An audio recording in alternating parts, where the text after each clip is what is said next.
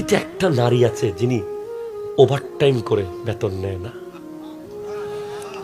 যিনি 24 ঘন্টা চাকরি করে বেতন নেয় না, যিনি চাকরি করার সময় প্রতি সেকেন্ডে সেকেন্ডে বকা খায়, বেতন নেয় না, যিনি ঘুমানোর সময়ও উঠে যেতে হয় আধা পথে, প্রতিবাদ করে না, খাওয়ার সময় নিজে না খেয়ে পরিবারকে খাওয়াতে হয়, প্রতিবাদ করে না, বেশিরভাগ সময়ে পোড়া ভাতগুলো খায়, বেশিরভাগ সময়ে বেঁচে যাওয়া হাড্ডি হুড্ডি তরকারির এই সেইগুলো খেয়ে জীবন কাটায়। কোনোদিন মন খুলে বলে নাই, বাবারে আমার একটা শাড়ি কিনে দিবি, বাবারে আমার এক জোড়া জুতা কিনে দে।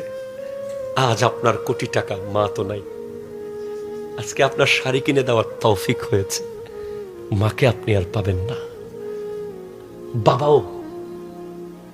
বাবা তো প্রতিদিন চাকরি ছেড়ে দিতে চায়, বসের গালি খেয়ে, বসের বকা খেয়ে কত রকমের কথা শুনতে হয় অফিসে, কত রকমের কথা শুনতে হয় কাজের জায়গায়।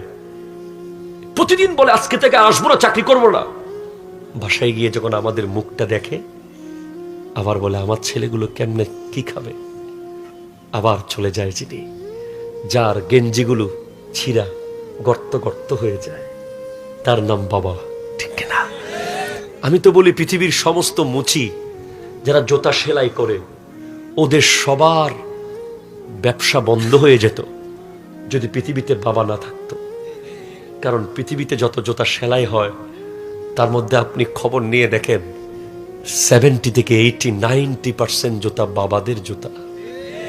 তারা নতুন জুতা কিনতে ভয় পায়, এই টাকা আমি যদি এত দামি নতুন জুতা কিনে ফেলি, আমার ছেলে কি খাবে, আমার মেয়ে কি খাবে।